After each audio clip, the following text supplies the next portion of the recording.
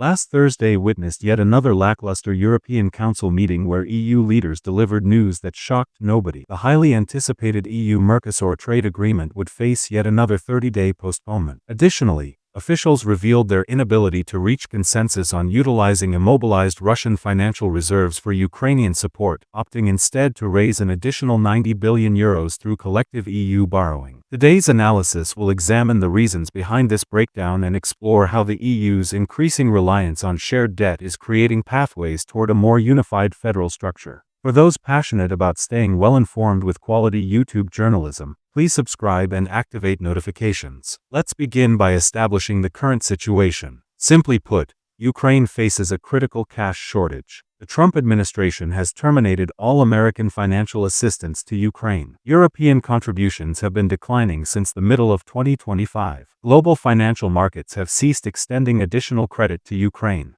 Expert estimates differ slightly, but knowledgeable analysts generally predict Ukraine will exhaust its reserves during Q2 of next year. Sustaining Ukraine beyond this timeline will require substantial resources. European Commission calculations suggest Ukraine requires approximately €135 billion in financial support to sustain operations through 2026 and 2027. However, these figures likely underestimate actual needs, considering they presume the conflict will conclude in late 2026, despite annual support costs reaching around €100 billion thus far. Naturally, this situation created significant concern among Ukraine's EU supporters, who recognized the need to secure hundreds of billions of euros. Consequently, focus shifted rapidly toward the immobilized Russian financial holdings within EU jurisdiction. Following Russia's comprehensive invasion, the EU alongside Ukraine's allies froze approximately €300 billion in sovereign Russian assets, specifically holdings belonging to Russia's central bank but maintained outside Russian territory,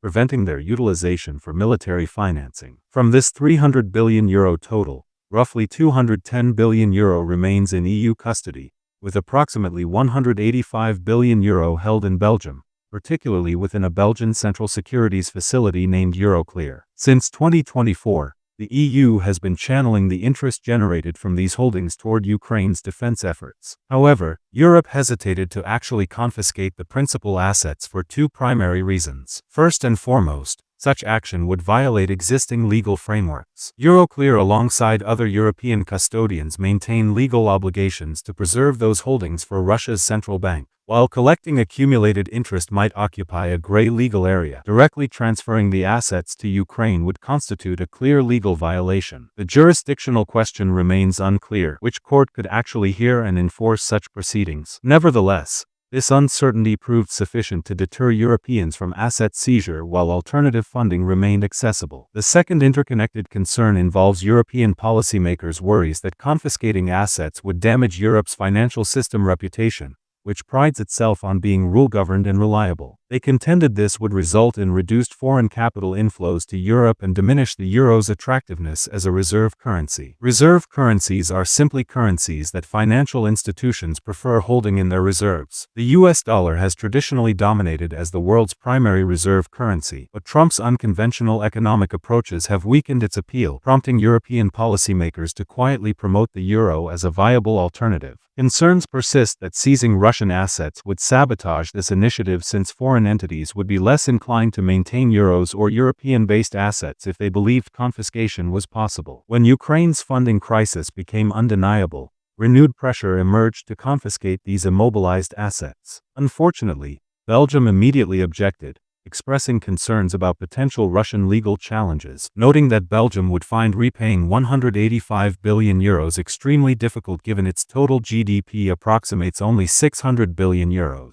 Additional European nations worried this might disrupt ongoing peace discussions, particularly since Trump's initial 28-point peace framework envisioned utilizing approximately €100 billion of these frozen holdings to finance American-led Ukrainian reconstruction. To address these objections, the European Commission developed what they termed the reparations loan mechanism. Rather than directly seizing assets, the EU would borrow equivalent amounts from Euroclear and other custodians, then extend zero-interest loans to Ukraine. Ukraine would only repay if receiving reparations from Russia as compensation for war damages. The EU would subsequently reimburse Euroclear and other depositories, ensuring they maintain sufficient liquidity to fulfill obligations toward Russia's central bank. Technically, under this reparations loan structure, the EU never actually seizes Russian holdings, they simply remain frozen pending Russian reparation payments. However, Belgium remained unconvinced, especially considering Russia appears highly unlikely to provide reparations unless Zelensky somehow advances toward Moscow. To overcome these reservations, the European Commission approached member states requesting guarantees to cover costs should Russia fail to pay reparations, with wealthier nations expected to contribute proportionally larger shares. Unfortunately, this approach also faltered because certain member states reportedly declined to provide these guarantees, and within days, Russia initiated legal proceedings against Euroclear. Though filed in a Moscow court lacking proper jurisdiction, this action reignited Belgian anxieties regarding legal exposure. The situation worsened when some member states allegedly refused to terminate their bilateral investment agreements with Russia, despite European Commission recommendations to minimize legal vulnerabilities. This explains why Thursday's EU summit saw the reparations loan concept ultimately fail, with EU leaders instead agreeing to support Ukraine through €90 billion in new collective EU debt. However, Hungary, Slovakia, and the Czech Republic have declared they won't assist in servicing this new debt when payments eventually become due. Additional joint borrowing will almost certainly be necessary unless peace negotiations conclude successfully in the near term. This continues an emerging pattern. Since the pandemic began,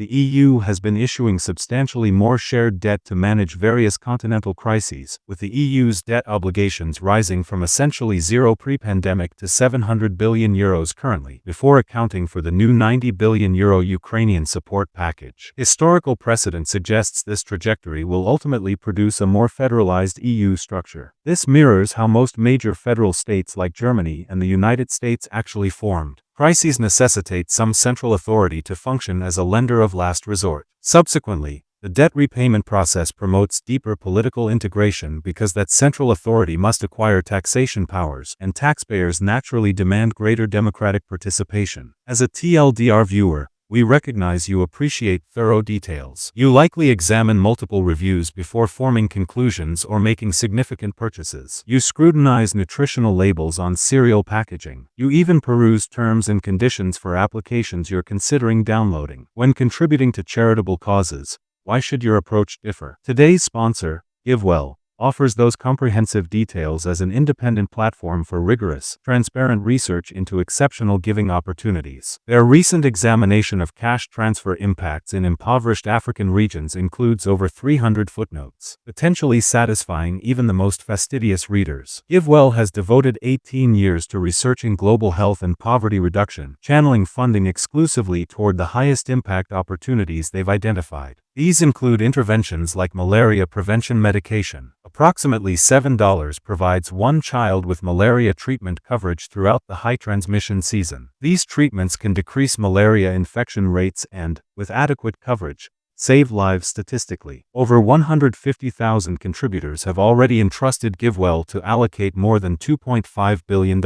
Rigorous evidence indicates these contributions will save over 300,000 lives and improve millions more. All their research and recommendations appear on their website freely accessible. Thanks to donors who sponsor their research operations, GiveWell doesn't deduct any portion from your tax-deductible contribution to their recommended funds. First-time donors through GiveWell can even receive donation matching up to $100 before year-end, subject to matching fund availability.